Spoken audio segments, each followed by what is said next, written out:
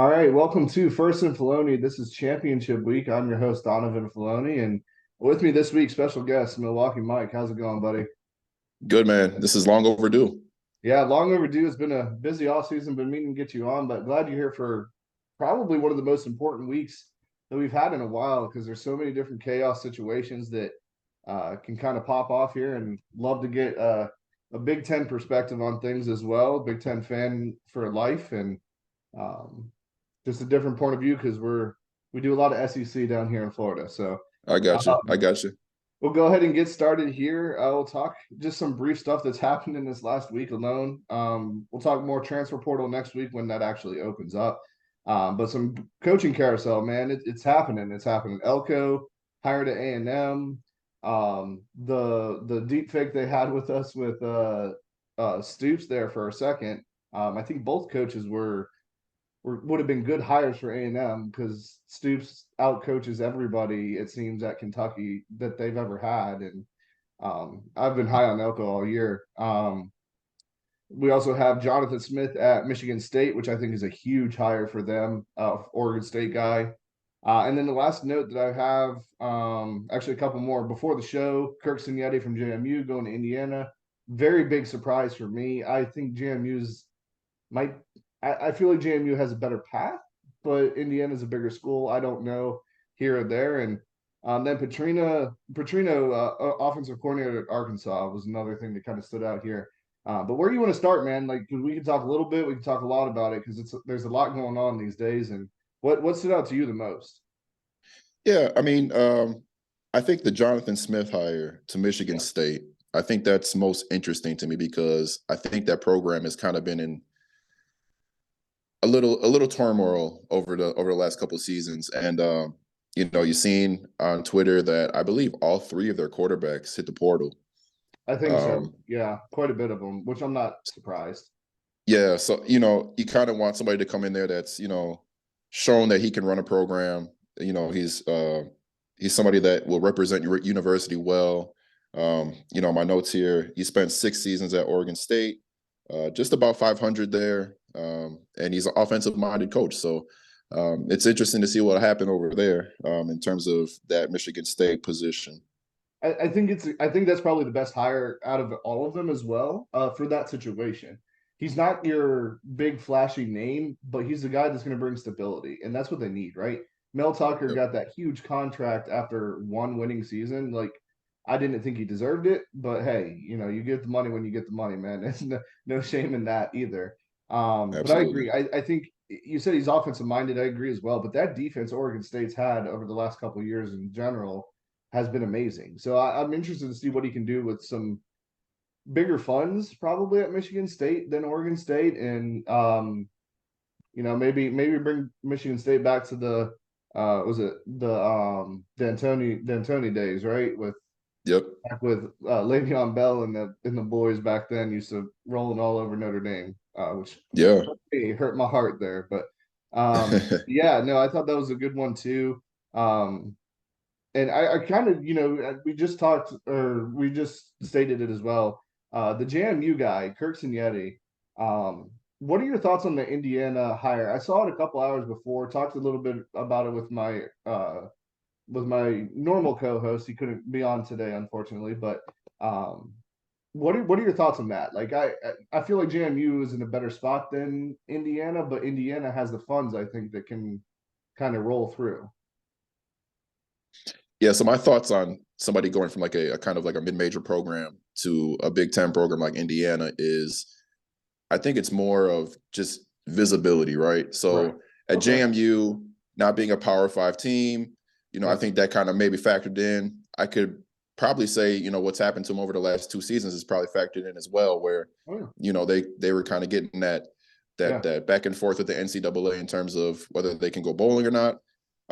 You mentioned it. Funds is definitely one of those things that is very much important now, especially with the NIL being as prominent as it is. So, um, and then being in the Big Ten, I mean, you're Right. That's expanding. key. You're ending the 4 teams, the TV money. I mean, it's an attractive spot. I mean, Indiana's been, uh, they've been on, the bottom of the pack, but I'll say it. They've been with the Rutgers of the Big Ten the last couple Sure, years, and then Rutgers kind of took off. It's a shame sure. because Indiana used to have some really good teams too. Absolutely. But you look at teams like recent history, like a Northwestern, Oh every yeah, now and then, oh yeah, they'll catch lightning in a bottle. So, this could be one of those hires. So it'd be yeah. interesting to see No, what happens. I think it's a great hire by Indiana because he's coming from that smaller school that can find those hidden gems, right? Like get the guys out of the transfer portal, find those hidden gem guys, get them to play the type of ball that they want. I just was expecting like a Mississippi. I know Mississippi State just got the guy from Oklahoma, but I was expecting like a Mississippi State to try to go after him, or like a um, I mean, I don't know who else. Arkansas, if they should have fired Pittman, but Arkansas, um, to kind of go after him there. But brilliant hire by Indiana. Maybe they'll bring them back to what it is. They used to have a decent offense back in the day. I remember the receivers used to come out of there were pretty good. So we'll see there. But we did just talk about JMU, and I wanted to get your thoughts there as well. JMU and Jacksonville State officially now can bowl after originally both of them got left off. But not enough teams that have 6 wins. Um, you don't have to speak on it much, but just kind of give your thoughts on do you think the rule is fair that they have to wait the 2 years for the ban? I know it's more of like a other sport ruling from my understanding, but um, I mean, if you're 10-1, man, like let the guys bowl, let the kids play. Yeah, I mean, to me, I'm not going to dive too deep into it, but Right. in terms of whether they should be able to bowl or not, listen, if a team goes out, proves that they belong, proves that they deserve a shot to be in a bowl, I think they should be able to bowl. I mean, I Yep. get that there's previous parameters in terms of whether or not you can bowl, whether you jump to a Division 1. I know some Division 2 teams are jumping. College football has kind of been it, going D1 and being able to compete and getting that money, that TV money, which Yep. every conference now it seems is getting TV money. You're going to see a lot more of these JMUs popping up and Yep. joining like the Conference USAs, the Sun Belts and whatnot. And when they do, depending on what they do record wise, I think they should be able to bowl. I mean, I don't know why there should be any time Yeah. frame in terms of whether or not they can go or not. It's all confusing me. I'm not a rules expert, but Right. I'm sure there's something hidden in there that we don't know about. But I agree, man. If the kids are putting in the effort, let them have their championship game. Like let them bowl. But hey, that's above our pay grade. But like you said, more schools are moving up. yep. Delaware announced earlier this week that they're the next ones to move up, which is huge. They have a nice stadium in Delaware. I'm not sure if you've ever been there. I used to live a couple miles away. I Stadium's think I really st- nice. They can recruit there. Like that's a hub because it's right outside of Philly. Going to Conference USA there. Do you expect many more to try to make the jump? Is it going to be more of like a college basketball situation going forward, or is it these teams finally are making the jump and they should have been a while ago? uh I guess it depends. I mean, if it's a well-known program that's had success, I could see why they would want to jump into, a group of 5 conference. Um, but you mentioned Delaware. Yeah, Yeah. I think I've seen like they paid a pretty penny to Oh jump yeah, up it as was. well. Yeah, it was a Yeah, very, very, very expensive bill. I don't remember what it is off the top of my head, but but teams like I'm trying to think off the top of my head, like maybe like a Villanova or a yeah, UConn. I would expect those teams at some point in the next 5 to 10 years hop into one of those group of 5 conferences and keep expanding because college football again, it's growing, which is crazy to say because you already thought it was big, but it's continuing to grow, and I expect it to get even bigger. Well, I mean, it's like you said, the TV money, man. They paid $5 million to move up. They'll make that back in minimum 2 or 3 years, no Yeah, matter what conference they're in. I think it's just a smart move. And hey, man, I love the small schools. So keep bringing them up. I love to see those absolutely. guys. I still remember App State blocking the kick at the big house and running it back and winning that too. So yeah, I just think it's like a really interesting and fun time with NIL, with people like teams moving up, conferences switching is kind of annoying, but at the same time, I think it'll let it play out before we get a judgment on it there too, because I want to see I can't wait to see like the Oregons versus Michigans and the Washingtons versus Ohio States, like two Yeah. conflicting styles of play, and kind of, which one's really gonna come out. So interesting time, man. It's a very, very interesting time. But um talking more just about that landscape of the conference championship and conference championship weeks, with going to the 12 team next year, what do you think, like, the importance level of the conference championship in itself will be? Because everybody's talking Big Ten's going to be Ohio State, Michigan, Ohio State, Michigan. I don't think that they will.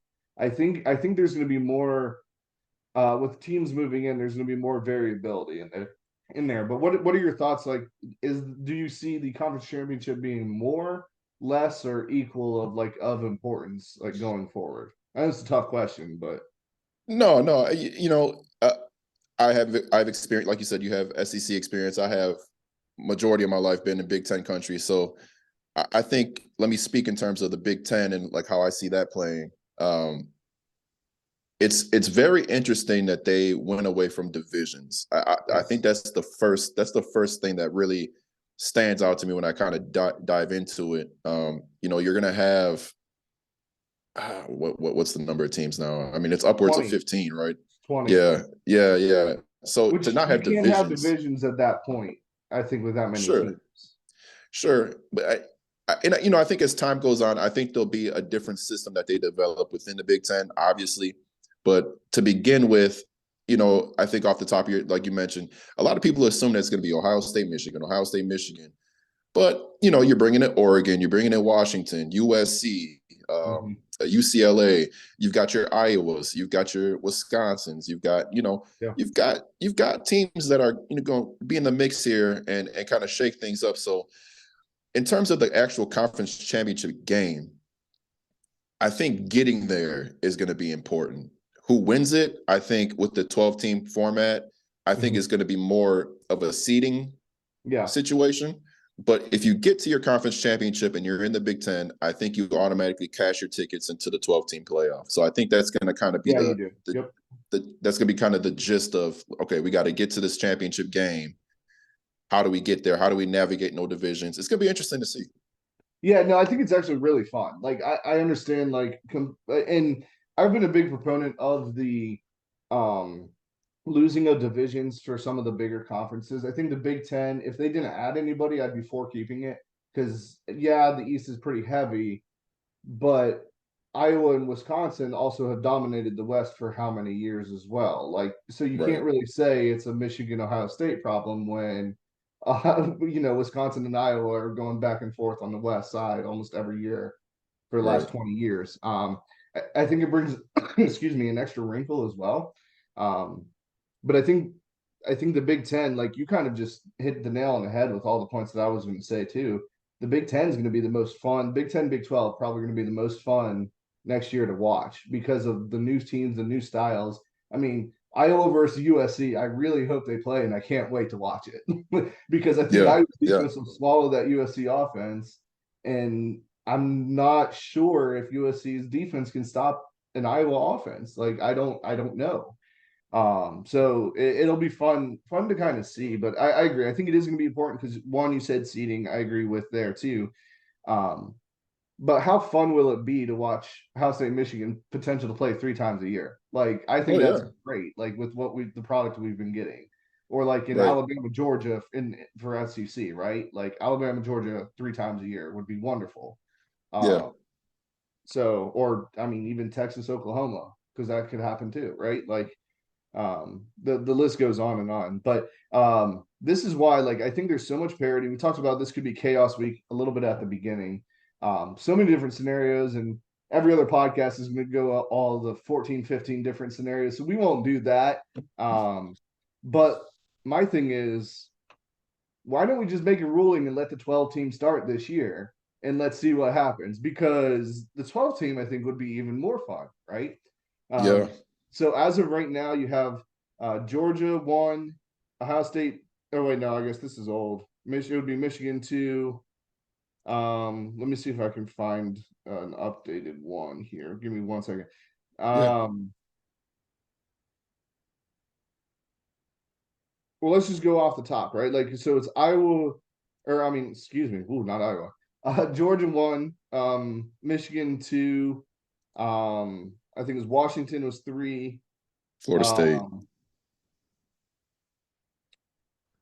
sorry, yeah, all right. So Georgia 1, Michigan 2, Washington 3, Florida State 4. They would all get the bye weeks, right? And then Yeah. you'd have we have Oregon 5 versus it looks like whoever the G5, which is Tulane. Oregon Tulane 5-12 matchup, which that sounds fun to me. Yeah. Uh Yeah. Ohio State versus Ole Miss. That sounds fun too. Texas versus Penn State, and then Alabama, Missouri. Like Yeah. those just sound like really good games because a lot of those teams, outside of maybe Ole Miss, are really at the pinnacle of what they're playing this season. What are your thoughts on them moving to 12? I know I kind of rambled on there, but what are your thoughts on them moving to 12 from 4? And do you think that's the right move? Yeah. I mean, absolutely. I think, does it solve everything? I think everybody's going to find some kind of issue, even with moving to 12. But I think it makes the situation of getting to the national championship more fun. I think it kind of eliminates what's been happening over the last couple of weeks where people are debating, well, who's the 4? Who's the 4? Who's the 4? Right. Well, we can kind of open it up now. It's going to be interesting to see how a lot of these teams start to schedule their non-conference opponents, because I think you're not going to see a lot of these top 10, matchups in the beginning of the year anymore. I think that's going to kind of go away, and they're going to kind of Yeah. save themselves for their conferences. Like a conference like the Big Ten, I think, you could have upwards of 5, 6, 7, 8 ranked Yeah. teams at a time. So I think you're going to save your big games for in conference. But yeah, I mean, it's going to be interesting how they schedule it. Do they start right after conference championship game the next week? Because I think it'd be probably about a 4-week process to get to the national title game. Uh 3. So they have one 3. home, the first one, the first 4 are bye, and the higher seeds get the home game, and then it's going to be like your New Year's Day and then the championship. Okay, so yeah, it'll be interesting to see how they incorporate that. But no, I'm all for it, man. It kind of adds more parity. You can get to see really who is the best team in college football. I mean, at this point, Yeah. when you have your 5 and 6 looking out, looking in, they don't get in. Well, now you're kind of wondering, well, what if they did get in? Because we see games like last year with Michigan TCU, where it's just Yeah. And you then know Tulane USC, where Tulane beat USC. And then that right. would be the 12 team for sure. Right. So I'm for it, man. I'm excited for it. I think it opens up opportunities for a lot of these schools. And at the end of the day, I think you'll find out who the best team every year is. So I'm for it. I think it's starting. What I've been kind of seeing is the less and less emphasis on bowl games for some of like the NFL players that might finish that 10-2, 11-1, 9-3, and not be in the playoffs. They don't want to play. Where we might see them come back to actually play in this playoff. So I think it Yeah, brings I agree. that back a little bit as well, which is better for the sport because we don't want bowl season to die. Like that's really fun. Um, Right. but yeah, no, I'm with you, man. I love it. It's not here soon. It's not here fast enough. Like I really just hope they pull something out where they say, we have this clause where we can do the 12 team. Let's do it this year. It's not going to happen, but like, because there's so Right. many teams like undefeated, and you don't have to speak on this, but like, unless you want to, but like the Florida State situation, right? They lose Jordan Travis. Um, it's not a Cordell Jones situation like they had for Ohio State a couple years ago where he came in and they ran the gauntlet there. But we don't know either because it's only been 2 games or a game and a half, right? Right. If they go undefeated, are they going to leave them out? And then if they leave them out, then why did they even play the season? Because they went undefeated. Or if it Right. comes down to Texas versus Alabama, say Alabama wins, Alabama's probably playing better ball right now, but Texas beat them in Tuscaloosa week 2. Maybe we see more of those matchups towards the end of the year versus the beginning then. But Right. why would you want to schedule a Texas out of conference at the end of the year or an Alabama out of conference? No way. Not on the Right. AP. I'm not doing that. No. Yeah, I think it'll be it just it's really interesting, especially with the situation that we have now, where I can make a case for 8 different teams to make the playoff at this point. Yeah, yeah, for sure, for sure. So, all right, well, let's go ahead and let's talk about last week a little bit. Okay. We'll knock these out fairly quickly Mhm. because I think a lot of our answers are probably going to be the same. Game Yeah, of the maybe. week. We'll start there. Game of the week. I have 2 of them, and Okay. one of them I'm sure you probably have as well. So I'll let you speak more on that one. First one I'll have is Florida FSU. I'll be homer there. Florida came out hot, and then Billy Napier just can't finish a game. I've been calling for his head all year. He can recruit, but he's just not. Either he needs to get new coordinators or he needs to do something else because their schedule next year is a gauntlet. I think he can recruit very, very well, and I think he's a good coach in that aspect of it. But like, let's know your strengths, man. Like, hire a good OC. You can get a good OC at Florida continually. I think you can get the DC is pretty good. I like him. He's young, um, but his play calling just seems a little questionable to me. Which they've already said that they're going to get an OC next year, which I think is a win for Florida in that aspect of it. But FSU showed up. That was a really fun game to watch. Wasn't the prettiest of all balls, but backup quarterback championship there. But it was still really fun. And then Ohio State, Michigan, and I'm sure that was probably your game of the week. So I'll let you go ahead and talk about that one. Yeah, man. I think it kind of speaks for itself. All the controversy that came into that Yeah, actual game and that comes with Michigan, but you know, regardless of Harbaugh being there or not, Michigan has shown that they're a dominant team. They can run the football, they play defense, and I think if you have that, hmm strategy in college football, you're going to win a lot of games. So, you seen that. I think Ohio State, they have a good defense, but they don't have guys like we're used to seeing. They have a few, playmakers, but they don't have guys like we're used to, like your Chase Youngs, your among others. So, and I think offensively, they're very, I don't want to say easy to kind of figure out, but Marvin Harrison Jr. is a big part of their offense. Oh yeah, And if he's not getting the ball and they can't run the ball, I mean, you're kind of gonna run into an yeah, issue. So, fun game. I seen that it was like the most watched noon game that might have ever existed. So that's yeah. It was but crazy. I think you're right though. Like, their running backs really disappointed me this year because I thought going in that they would be really good and give McCord a little bit of a break. But you're exactly right. It was defense and offensive line that won that job. I don't think McCarthy's the answer. I think he's top 15 quarterback, but like nothing higher than that. I don't. Um, but they haven't had to use them to show it either because they're running it down your throat. What 19 times against Penn State in a row. Like, if you can do that, I'm just going to hand the ball off and right. let my running backs do it. Like, I'm sure that's an easy day for the quarterback too, taking 3 steps and hand them off. So, Oh yeah, um, absolutely. so yeah, I mean, it was a fun game. It wasn't where I thought. I've been down on Michigan all year. One, because I don't really care for Michigan, but two, like, everything that's come out, like, I understand the cheating aspect of everything. Every team does it. I get that. But as soon as you bring technology in, and I've been saying it for a while, like, that's where it crosses the line. So it was really against them because of that, but they deserve to win. I mean, their defense stood up what they needed to. Offensive line plug and play after that guard got hurt, Minter, Minter, whoever it Mhm. was.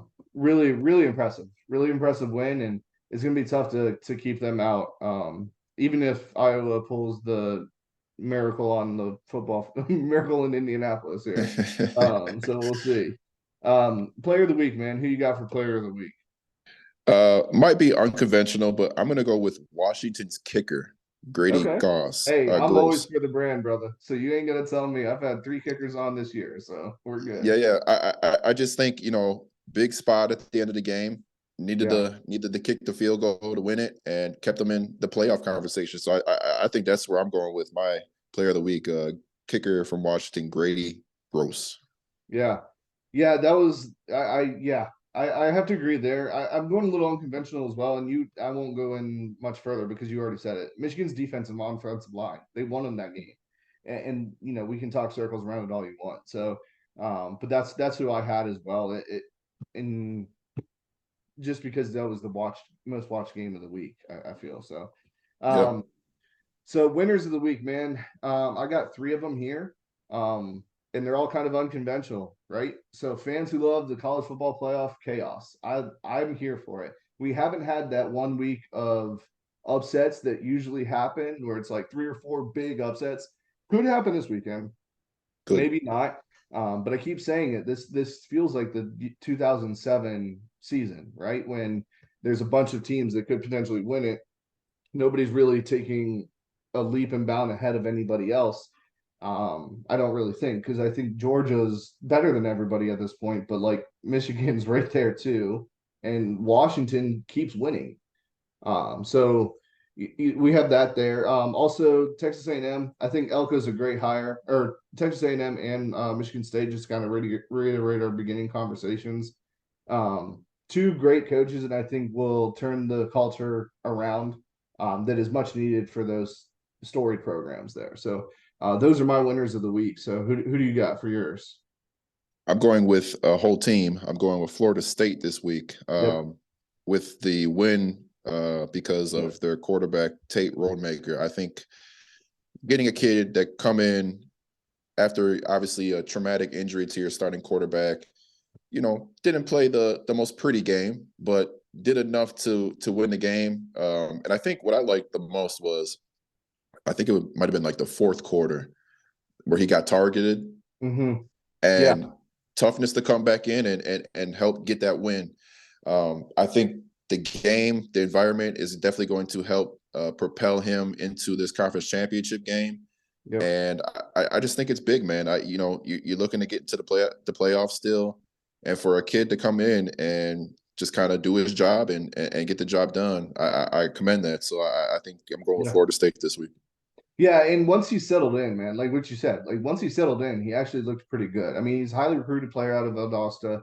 Valdosta's brought some very, very, very good college players. So, well, maybe all of the trash I just talked about FSU, being left out. Maybe I'm wrong. Maybe they end up winning it this year, and we have another 2014 Ohio State team, right? Like, Yeah. but that's a good one too. I had that one potentially as well. But it's more for the loser section for mine. So I'll let you go ahead and knock out your losers here of the week. Who are your losers of the week? My loser is Ohio State, and I think it's very cut and Yeah. dry. You pretty much lost your chance to get into the playoff. I think, for me personally, I know there's Yeah. scenarios out there that have them getting in still, but Yeah. you needed that win. Ryan Day has lost 3 of them now. And I think they had enough to get it done. Mm-hmm. I think they showed some flashes, but just didn't play the cleanest of games. And Michigan, again, running the ball and their line control just kind of really blew them up. But Yep. I think Ohio State, man, you talk about being highly ranked all year and then coming down to big game. And It was the turnovers, right? The turnovers is yeah, what would change that game, because it was pretty even, I think, for the most part of it. yeah. So my losers of the week, I had Ohio State, so it won't touch on that. But Auburn, man, how can you let a Uh, 4th and goal for the 31-yard line? uh, Why do you put a quarterback spy? Like, just have him go back into coverage, or why don't you rush? Because you've been getting the middle row all game. Iron Bowl, we talked about best rivalries in college football last week, and you can chime in on that if you want. But Iron Bowl is up there for me, man, because it doesn't yeah, matter the records of either team. They're gonna play because they don't like each other down there. Like, they yeah, don't. And that was it was a good pass by Milrow. He had some weird mistakes at the end of the game. Great pass, great catch.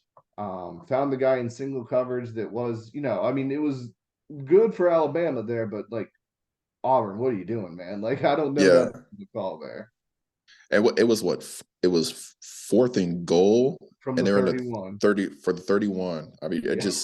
it can't happen. That can't happen. That just can't. Yeah, it was.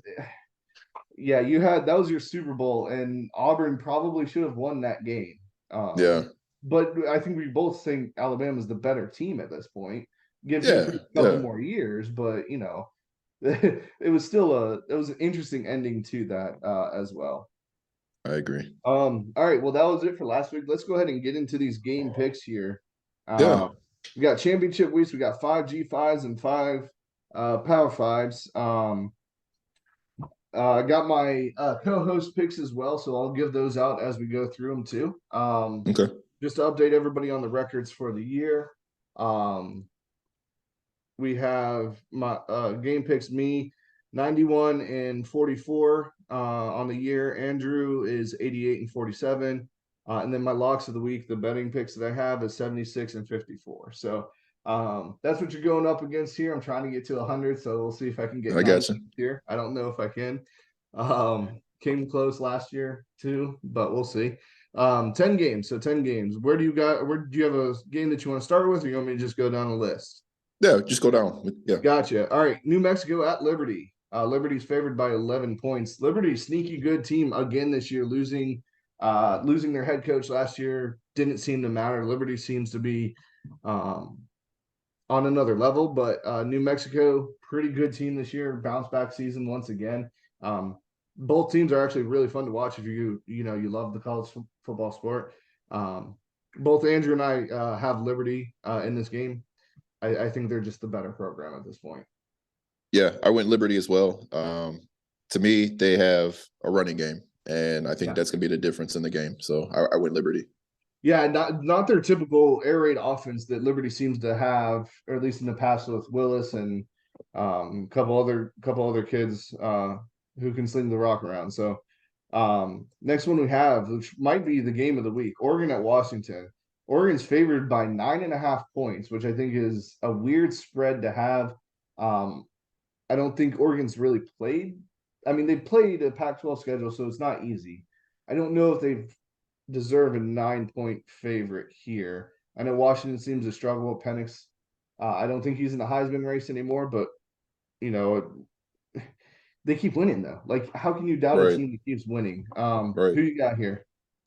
I'm going Oregon. I think they avenged their loss from earlier this year. I think Bo Nix is looking for that Heisman moment. I think he's going to have in this game, and I think they come away with the win and hop into the playoff. Yeah, Andrew and I both had Oregon as well. I want to believe in Washington. Kalen DeVore has done a fantastic job up there. Michael Penix has rejuvenated his career, but Bo Nix seems to have rejuvenated it better ever since his Auburn days, it seems. So, who would have thought Bo Nix used to play at Auburn would be in the Heisman conversation? Not me. No. Good on him. I think you made a point there. I think, and maybe let me get your thoughts on this real quick too. If Oregon wins, he wins the Heisman, right? Because I think Daniels is the better quarterback for the Heisman, but he has 3 losses. If Bo Nix wins, he wins it, right? And then if not, it's more of a conversation. Yeah, I think if Bo Nix goes in, beats Washington, I think it has to be him. If he loses that game, I think then Daniels gets the Heisman. So I think it's one of those moments where he can definitely win it. Yeah, and I think if Penix goes out and balls out and they destroy Oregon, he could get very well back in it. But I think it's just a 2-horse race at this point with those. Yeah. Oklahoma State at Texas. Texas is favored by 15.5. Texas looked good the last 2 weeks. They've looked a lot better since Ewers came back. We saw a little bit of the prodigal son, Arch Manning, come into the game. Glad to see that. I really am interested to see if he transfers with Ewers coming back. But Oklahoma State, they just keep winning as well. Ollie Gordon, I was on him midway through the season when he was getting those 200-yard games. He's a stud, but Texas run defense is one of the top in the nation. Andrew and I both had Texas here, and I don't think it's going to be particularly close. Yeah, I'm going Texas as well. I think they're just a more proven, experienced team. I think they're hungry, but I do want to hit on Oklahoma State because for everybody that doesn't know, I did have ties to the Wisconsin program, and we played Oklahoma State last year in the bowl game. And to see them live at that bowl game and then see what they did this year, it's just a complete. I'm shocked to see what this kind of season they put together. So congrats to them. But I'm rolling with Texas. Yeah, I've ties to Oklahoma State as well. I started their grad program last year and transferred to Florida. But anyways, I feel you, man. Like, they're really fun to watch. And Spencer Sanders last year was really fun. Stunk that he got hurt. I think they could have done a lot better. But I mean, Mike Gundy, when you count him out, I was counting him out at the beginning of the year when they lost to South Alabama, and he's turned that program right back around. Yep. They just need a quarterback, I think, and they're going to be right back in it because Ollie Gordon's Yeah. not going anywhere, or I hope Right. he doesn't, because he looks good in that Cowboys uniform. So, um, Miami of Ohio versus Toledo. Toledo's favored by 8. Toledo sneakily very high powered offense this year. Has been putting up 30 plus, 40 plus points in I think 6 out of the last 7 games or something like that, like something crazy. I have Toledo, and I think this game's gonna be close. I think Toledo, but Miami of Ohio covers because nobody's given Miami of Ohio a chance right now. Yeah. I'm rolling Toledo as well. Gotta love the action. Yeah, Tuesday But night football. man, but yeah, I'm with you, man. Toledo's got a very, very clean and well-run offense, and I think that's just doing the difference in this game. Yeah, I agree as well. But that, for the college football fan in me, I love to watch Maction like Tuesday nights, the Eastern Michigan, the Northern Illinois. Like, give me those games. Let me see those boys sling it. So, next game here, this one might actually be a very good one as well. Boise State coming back and making the conference championship versus UNLV, who's been on its air all year. Boise's favored by 2.5, which this one surprised me as well the way that UNLV has been playing all year. Who you got, man? So I think I may have seen this in the news. I don't know if you maybe seen it either, but did Boise State's coach step down, or did he get fired or something? They were talking about it. I didn't see it. I swear I seen I that didn't see somewhere. it. Yeah, I didn't see anything. Well, considering, or if that is the case, I think that might be detrimental to Boise State because I think that that might cause a little friction within the program. I have Boise State. I'm going to roll with them because I think they will be the better team. But depending on that coaching situation, I think that could be a key factor. No, you're right. I'm just looking it up now. It does look like something happened. They're not. I don't see what, but they have interim coach, and it's looking. I mean, Yeah, Kellen Moore might be that'd be a good hire for them if they can get Kellen yeah, Moore. But yeah. Chris Pedersen is still out there. He took a leave, and he didn't say he was retired. So, like, I'd be curious to see which team hires him as a coach. But that's a whole different conversation because he's a very, very good coach too. Absolutely, Um, absolutely. yeah. I mean, this kind of changes things, right? Because I think you get that one game boost, and it's been shown in the NFL, and it's been shown with Mississippi State, even, and you get that interim head coach boost. You want to play for your guy. Yeah, Um, so you have Boise here. I got Boise. I have UNLV just because of the season they've been having. 3 years ago, they were a 9-10, 8-9-10 loss team. Now they're a 10 win team. Like, I'm going UNLV. They burned me with Wyoming earlier this year, so now it's huge on Wyoming and then Air Force as well. So I'm going UNLV, but that one sneaky good game. I think that one's Friday night. I'm not positive though. Uh, Gotcha. Next one, Georgia, Bama, the SEC championship game. Some of it's calling the national championship as well, because you know how crazy the Southerners get down here with their college Yeah, football. absolutely. Georgia's favored by 5.5 points. Um, Georgia's quietly just been crushing people. I know they didn't look that great against Georgia Tech last week, but Georgia Tech doesn't get enough credit either with what they've done with Haynes King. And then Bama, outside of last week, they look like a brand new team too. Um, I have Georgia. I can't bet against Georgia. I hate betting against Saban. I did it twice this year, and one of them burned me. But I'm doing it again here, and this spot really scares me because 5.5 is not a lot. Yeah, I'm rolling. I'm going with Georgia. I think last week, I think you kind of seen the looking ahead kind of factor in. I think they're kind of looking forward to this game. Um, Georgia, like you said, has been quietly just handling people. I Yeah, know they had a couple close games. I think Missouri was one. it was 10 And points, but yeah, yeah, but 10 points we right. consider close, but Right. that says a lot. And But then put a 50 burger on Ole Miss the next week. yeah, yeah. But I think their offense is smooth. Defense has always been a thing for Georgia. Bama, they've come on, like you said, they look like a newer team, but I think the experience with Georgia is going to show in this game. And then obviously it's a home game for Georgia at this point. I think that's Well, going I to mean, factor that's in as right well. on the border in Atlanta, man. It's going to be 50-50. Okay, is It's that hey, it's I'm bad. not familiar, but yeah. It's in Atlanta. I mean, Alabama's not far from there, Okay, but there's enough crazy Bama fans that they'll travel. I got you. I It'll got you. it'll be 50-50. But yeah, it's hard to go against Georgia, man. It really Yeah, is. it is. And Carson Beck, and I think the reason why he's not getting enough love is because the way Georgia's played football the last 2 years, he's averaging over 300 yards a game. He's like 73 or 74% completion rating. He has less than 10, I think it's like less than 7 interceptions. Like Carson Beck is playing out of his mind. They haven't had this good of a quarterback since like Matthew Stafford. Yeah, And I don't understand why he's not getting the love. Because when Bowers is out, he still is throwing 300. When McConkey's out, which I think he still might be, which might hurt them, um, he's still been throwing 300 yards. Like he's still doing it. Georgia's defense isn't as good as they were, but it's still a defense I don't want to see. Um, yeah, and I think there's some holes with Alabama's team. Now, I mean, Milroe has played out of his mind too. So we could see another 8 touchdown game or 6 touchdown yeah, game of him, and it could be all a moot point. So, um, next one for sure. here, um, we have two really good programs. SMU versus Tulane, which my personal opinion, Tulane has the best logo and color scheme of all college football. Um, Tulane's favored by 3.5, the green wave there.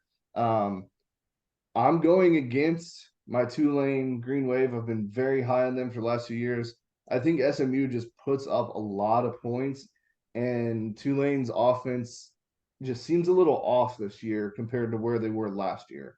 I think they're missing Spears, but I mean, even Pratt doesn't look as good as I don't want to say it doesn't look good. They're 10-1 or whatever. Like they're winning games, like they're doing really well. They just don't look as explosive as they did last year. So I'm going SMU. Andrew's going Tulane. Who do you got? I'm going SMU for similar reasons that you mentioned. You know, Mordecai goes off to Wisconsin, and it doesn't look like they really missed a No, beat. The not at offense all. is still a high powered, high scoring team. Uh, Tulane, you know, if there's any team that could match them, you know, Yeah. it'd be the Green Wave. But I just it's hard. I looked at this game, and it's just hard for me to go against SMU. Yeah, especially the way they beat Memphis too. Like I know it was an 8 point spread last week, but beat Memphis at Memphis with how high powered offense that they had, and they kind of like handled them in the second half there. Yeah, Tulane's got those, I can't think of their names. They got those two speedy receivers on the outside, and it's just if the quarterback just has to throw the ball up and they're under the that's ball. it. It's Yeah, nuts. Um, so I'm right there with you. Next one, App State versus Troy. App State's already ruined one team here in the Sun Belt's plans. Can they ruin another one? Troy's favored by 6 points. Who you got? I'm going App State. I think they're Ah, still riding high off that.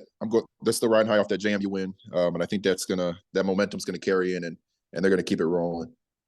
it's one thing that I have to remind myself each year, and I didn't. I picked JMU big when they played JMU because I just with everything going on in NCAA, the college game day atmosphere, like I knew JMU was going to show out. You know, being from Virginia originally, like I knew JMU would show out, and the way that they lost that game, like such a heartbreaker. But that is a App State win. They did it versus Troy 2 years ago. They did it versus UNC last year. They did it against Michigan, what, 20 years ago now or whatever it's Yeah, been. Like App State always finds a way, but huge fan of Summerall. I think Summerall is going to be your next big hire. I think he's going somewhere. He's going somewhere big. He deserves it too because Troy's been a top 30 program the last 10 years, I think. Like uh, they've had some very, very good teams. So I'm going Troy. Andrew's going Troy. But App State, this spot scares me too. When they're that 5 to 10 point spread range, App State usually gets the upset. So next one, and I will give you the floor for this one, sir. Iowa versus okay. Michigan. Michigan's favored by 22 points last check. I still think Iowa's first half total points is 0.5. Um, I'll give you the floor on this one. You're the Big Ten country is your country. I love Iowa football. I really, really do. I'm a big special teams guy. They have Torrey Taylor, great punter, but I don't know, man. I what do you give me your thoughts, man? Give me the Big Ten insight here. You know, it's funny that you mentioned the punter because I was at the Iowa-Wisconsin game, and you just see this kid punt live, and it's just Oh, unbelievable. I mean, he booms. they win the field position game every time, every time. And you know, Iowa likes to muddy up a game. They like field position, and they like to just kind of run the ball and milk a clock. And they play defense. I think not having DeJean, I think he's still hurt. Is he? I think he's out. Yeah, I'm not yeah, he's still totally out, which sure, is but a I believe huge he is. hit too, because he's so good. Yeah, He yeah. is So so good. I think, you know, Michigan is going to it's going to be an ugly game. I don't think there's going to be the 22-point spread. I think that's going to be null and void. I think this is going to be a very low scoring game. Um, and it's going to be whoever hits, you know, the one or two big runs that kind of flip Yeah, the field. Mistakes are going to be big in this game, but I got Michigan coming out. It's hard yeah. to go against Michigan, but Iowa could, you know, I know their offense doesn't score much. It's very lackluster, but Deacon they Hill's just getting it done though. Like sadly, like he's not the greatest, but he also wasn't supposed to be playing, and he's been right. getting it done. And they just Iowa up a game, and it's hard to explain unless you watch an Iowa game. But they just find ways to just Yeah, stay around the game and find a way to win. So ugly game in the trenches. Whoever gets those 2 to 3 big runs and wins the turnover battle, I think wins this yeah. game. I think it's gonna be Michigan. I think everybody's quoting the Penn State game and how bad Iowa looked on that, but that was a weather game, and with Iowa they can't have a weather game like unless it's Yeah, snow. They can't have a rain game. Like they can't have a rain or wind game because that's going to screw over what you just said. It's field position, it's special teams. Iowa typically wins 2 out of 3 phases of the game: defense, special teams, offense, not usually as much. Which blows my mind because the tight ends that they've put out in the last 10 years too are just absolutely amazing. With Laporta being the latest one who's going off in the NFL. So um, I'm really, really hoping that Taylor is the player of the game this week. Like I really mm, want him to be the player of the game, and yeah. Iowa somehow wins like a 5-4 game with 3 safeties. Like I don't like. You're right. It's gonna have to be turnovers. It's gonna have to be field position. I'm also with you as well. I think the under might hit. It's 34.5. So I'd be Yeah, cautious on that too. I don't trust McCarthy. He's not throwing the ball, and there has to be a reason because he's a competent enough quarterback to throw play action pass, but he doesn't seem like he's been throwing it the last couple of weeks. So I'm wondering if there's something going on there too, and they're just trying to hide it. But Iowa's defense, maybe they can pull it off. But I'm with you. Andrew's with you as well. Michigan, I think, is the right pick here. But I mean, like I said, you best believe I'm gonna be wearing my Pittsburgh Steelers colors to cheer for Iowa at this point. there you Like go. we're gonna go for it there. And then last game here, Louisville versus FSU. FSU is favored by 2.5. This one was the toughest one for me because it depends on which FSU team shows up. If it's the first half SFU or FSU team versus Louisville, I think Louisville wins, and I think they win pretty handily because the Louisville's run game, Juwan Jordan, he's a stud, and Plummer doesn't make that many mistakes. I think he's competent enough. Um, but if Tate Rodemaker comes out like you said in the second half and just throws the ball around like he did with those 2 amazing receivers they have, I don't think Louisville has an answer for that. So I'm going Louisville here, not confidently. Andrew's going FSU. Who you got? You know, I think Louisville dropped the game last week against Kentucky, Yeah, and Kentucky really kind of exposed them a little bit in terms of just different holes in that team that you can kind of take advantage of. And I think Florida State, I think they're going to look at the film. They're going to kind of come out and they're going to execute against those weaknesses that they are going to see in that tape. I think again, Roadmaker coming in last week, getting that experience in the rivalry, coming away with the win, showing his greediness and toughness. I think that's going to be big going into this week. And yeah, if Louisville can get their run game going and be consistent and get their second running back going in Garendo, if 1 and 2 can find ways to bust this run game open, I think they'll have a shot. If Florida State can shut the run game down, I don't think they have a shot. See, all Florida State has on that defensive line, though, is Jared Verse. Outside of that, Florida was running on them with their third and fourth string tackles and a new guard. Yeah. I mean, SEC versus ACC, but still, right. It's the key in this game. You're right, is the trenches at this point on both sides of the ball. I think, and it has to be. Okay.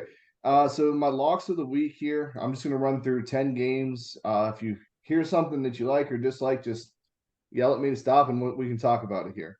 SMU versus Tulane. I have SMU plus 3.5 since I'm picking them outright to win. I also think that game's going to be over 47.5. I think it's going to be a shootout going there. Boise, UNLV. I have UNLV winning, so give me the 2.5 points. Georgia versus Bama. I think Georgia wins by a touchdown. And then I think it's going to be over 54. The only way Georgia loses this game is if it does turn into a shootout and Milroe has one of those crazy games, which he very well could because he's proven it. Michigan, Iowa under 34.5. I'm not confident to say Iowa plus 22. But maybe. I mean, you kind of convinced me with your insight on the style of play there. So I'm not going to put that just under. I think it's under 34.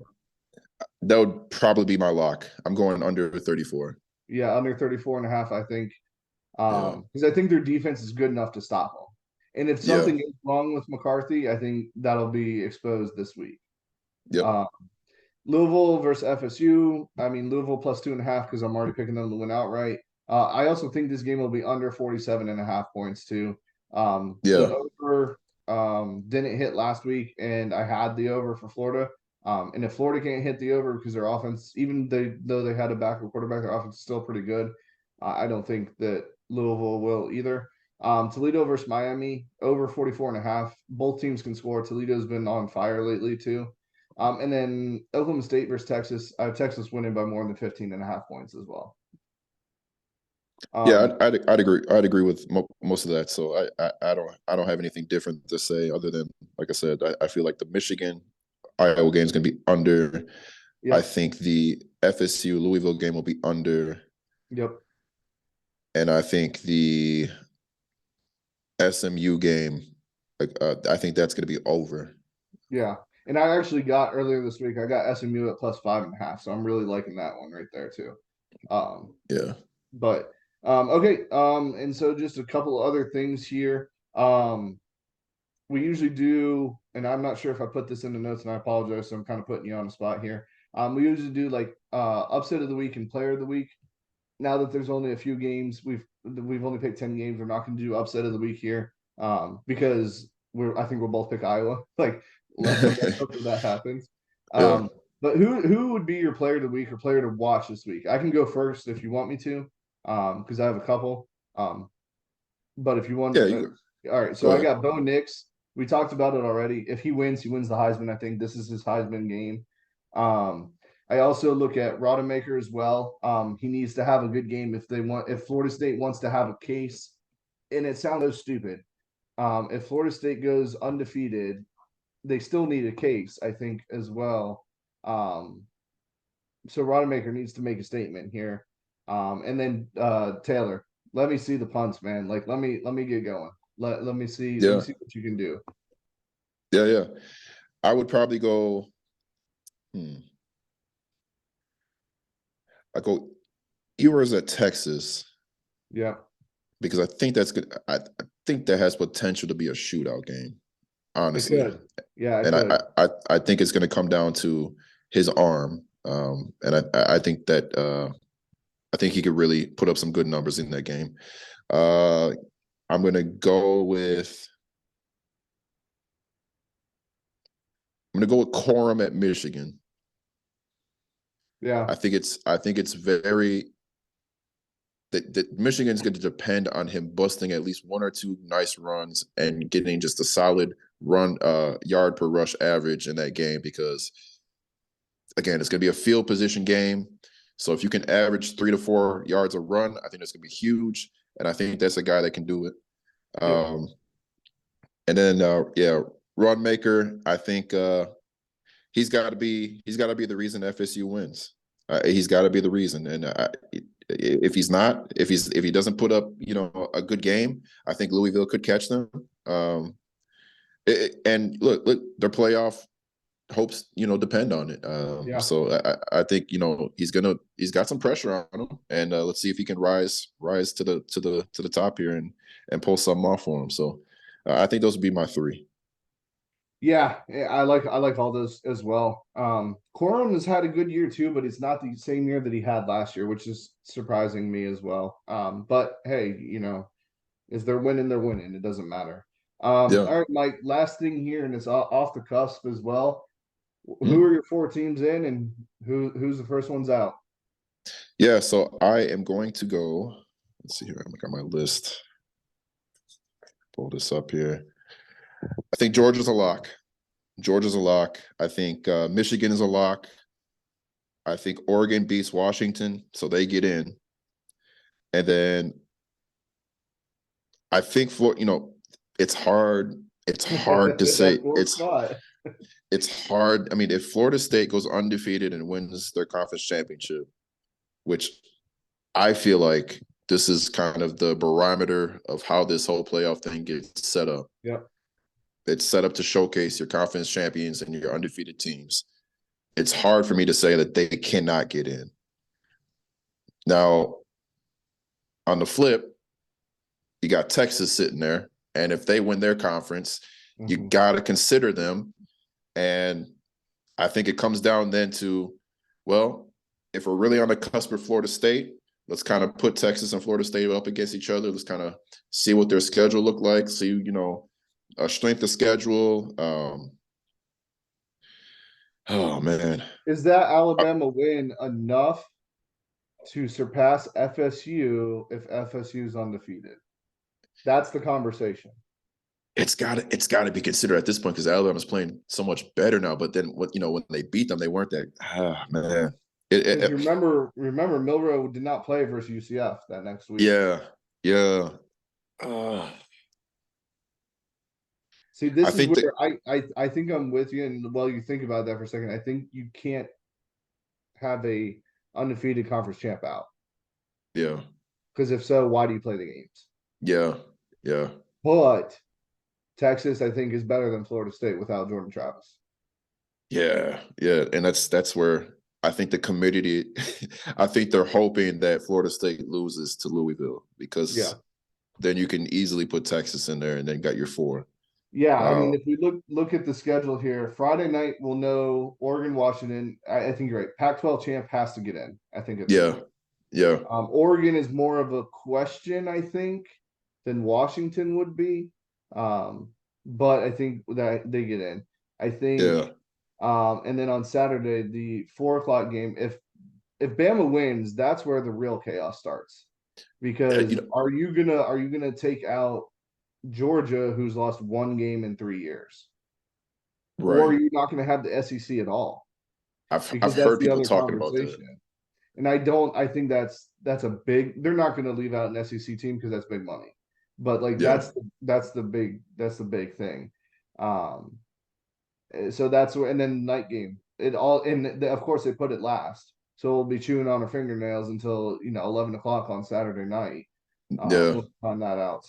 So official 4 teams. You going Georgia, Michigan, Oregon, FSU? I think that's where I got to go. I think that's where I'm at as well. But you're right, man. That Texas, if Texas takes care of business by 18 points or more, those voices are going to be loud down there, and that's a bigger. It's a bigger market than FSU. Oh, 100%. 100%. So you have to, because I think I'm with you there. I think I'm Georgia, Michigan,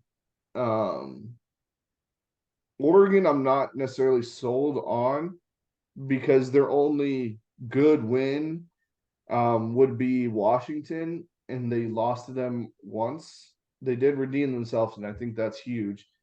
I would pick Texas over Oregon, I think, because if we're looking at the full year. Um, but right now Oregon's better, I think, even though Texas is playing well. But I think FSU is the key to this one. Everybody's hoping Louisville loses. Um, That's the key. I it's think that's the key game. it's 3 games. It's the Pac-12, it's the SEC, and it's the ACC. Because if Yeah, Bama wins, it screws up everything. Pac-12, Oregon wins. There's conversations that you can make arguments for any other one-loss teams. Even Ohio State, well, I've heard has been in there too, which I think is crazy, but I don't, right. And then Florida State, like if they win, I don't know, man. All right, well, I mean, it's been fun. Yeah, I appreciate you joining on. I know absolutely. you got some big things in the works, so if you want to plug anything, man, feel free to plug something right now. What you got going cooking, man? Yeah, so we got a podcast coming. Still building it up right now. Hoping to kind of start dropping in the month of December. It's called Chopping It Up.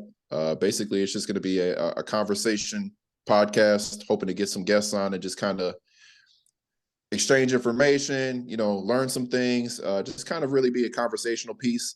So look for that. I'm also partnered up with a gentleman named Nerdy D.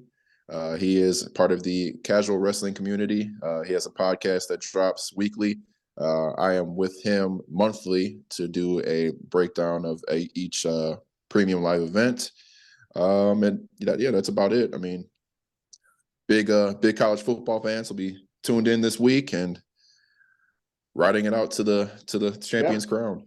yeah. We'll get into the fun season here, and um, for everybody at home as well, we'll be doing a bowl mania, like we did last year. $25 Amazon gift card to the winner, unless myself or Andrew wins. And even though I won last year, I still gave one out, so still look out for that as well.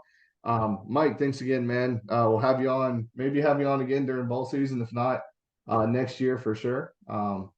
That's all from us here, Appreciate and it. we will see you next week.